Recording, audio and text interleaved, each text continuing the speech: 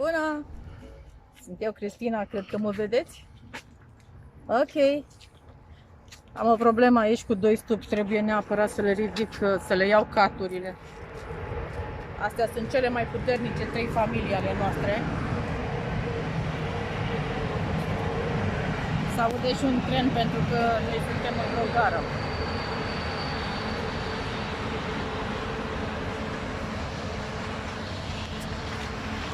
Ăsta este minusul de la noi, de aici, trenul. O să deschidem un stup.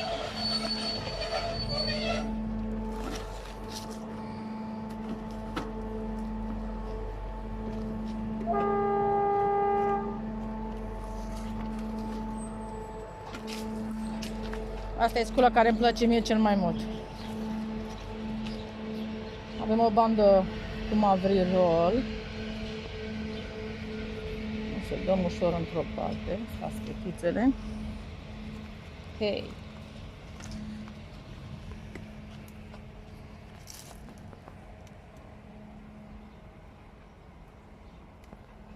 Mamă, ce le-a lipit!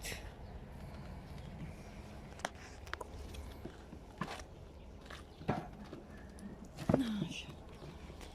Să vedem noi ce este înainte de pregătirea de iarnă. Și o să scriem după în caiet.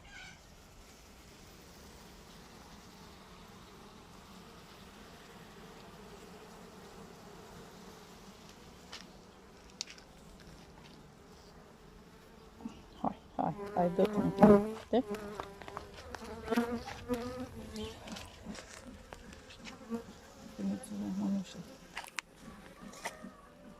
Dă un pic de fum că le simt un pic agitate încă. Deci, ele mai iau ceva polen pe aici, prin împrejurim. S-au tot strâns, acum căpăcesc ultima treime inferioară. Deci lucrează și lucrează. Bun, dar o pot să-mi ții, ia să văd dacă e marcat, dar n-are ce să caut aici în margine.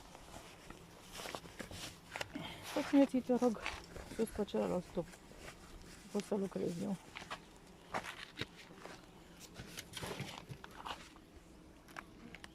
Ține de filmat, te rog.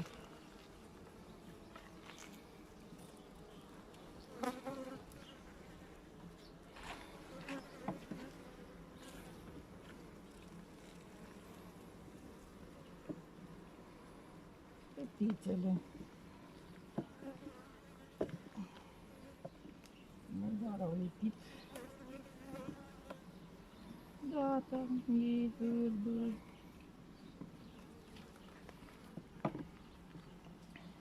Și asta este una dintre familiile cele mai puternice. Din primii 4 stupi pe care i-am populat în primăvară, din stupul ăsta noi am făcut divizare, pentru că a fost familia foarte puternică. Deci totul s-a împărțit la jumătate. Rame cu albine și rame cu puiet. Deci rame cu hrană și rame cu puiet. Totul s-a împărțit în mod egal. Rame cu păstură. După cum se vede, mai e un pic de puiet acolo. Este căpăcit. Vede destul de mult albină.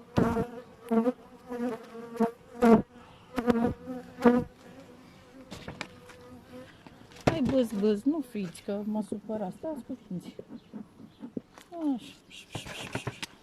Nici nu dau pe ele, că nu e cazul. Dăm un pic în aer. Nu știu la pariere cam mari, dar își fac treaba. Deci aici mai e puiet. Mi-au dus-o stânga până jos. Se văd lacrimile de miere. Pe partea asta la fel mai e puiet, trebuie să iasă. Regina n-am văzut-o. Aici îl punem ușor.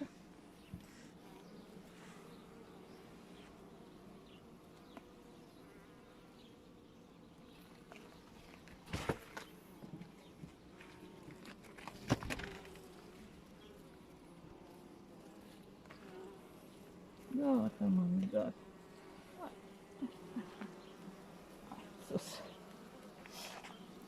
Mai e ceva puiet de ieșit și de aici. Uite, fiecare albino are treaba ei. Mai are și larvar, da. Deci matca e pe aici, pontează liniștită, nu are nicio treabă. Parcă nu vine iarna, aici se lasă mult mai jos cu miere. Deci ele adună, încă le vedem, asta nu e matca asta care este galbenă pe spate. O să vedeți că sunt multe care aduc. Mai e una, uite, sus. Așa. Ele încă adună.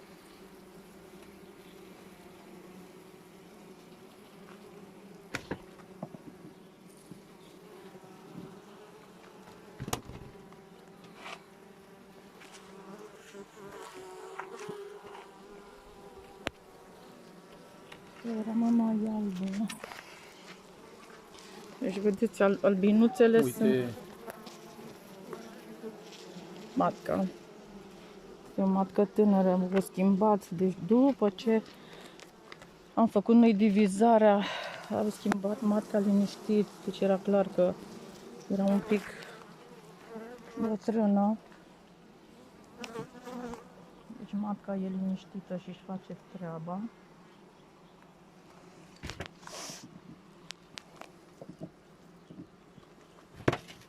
Okay. Nu știu de ce mă grăbesc, că nu mă aleargă nimeni. Așa.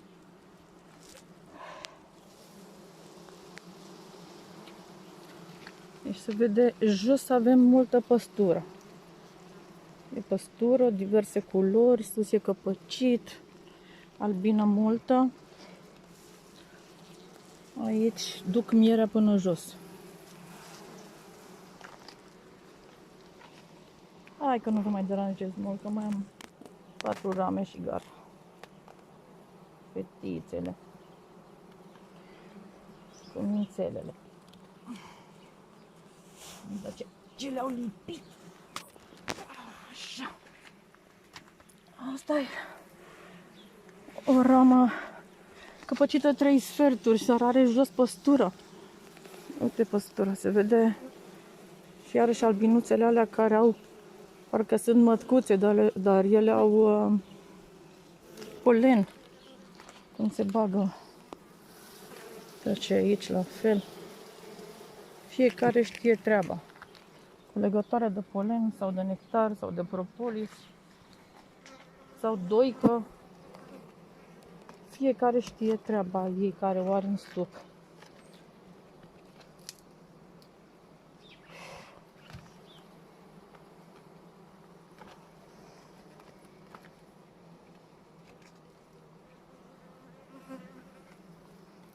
Ops, alt puiet. Dar de ce e ăsta tocmai acolo? Și n-ar trebui să stea lângă puiet. Ia uite. Tocmai aici a găsit ea un loc gol. Ia să vedem. Poate aducem rama asta lângă celălalt puiet. Ai o mână?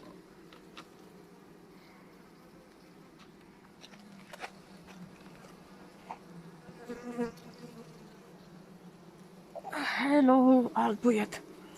Deci că e făcut cuibă din 2. Și aici mai e.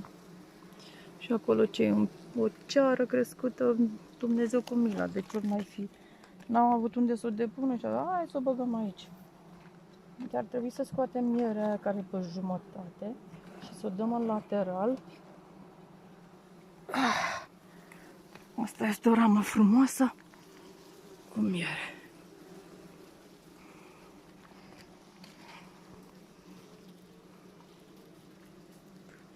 Și atunci o las pe asta mărginașă.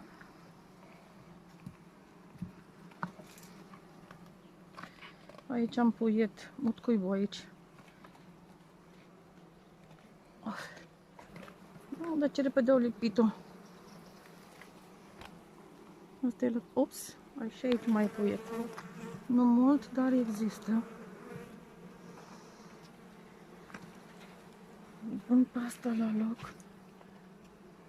Fiecare ramă trebuie să ținem cont, să o punem în sensul ei. La noi, fiecare ramă are un șurub la capăt. Întotdeauna ținem cont, nu le inversăm. Asta a avut două, dar am ținut cont să nu o deranjez.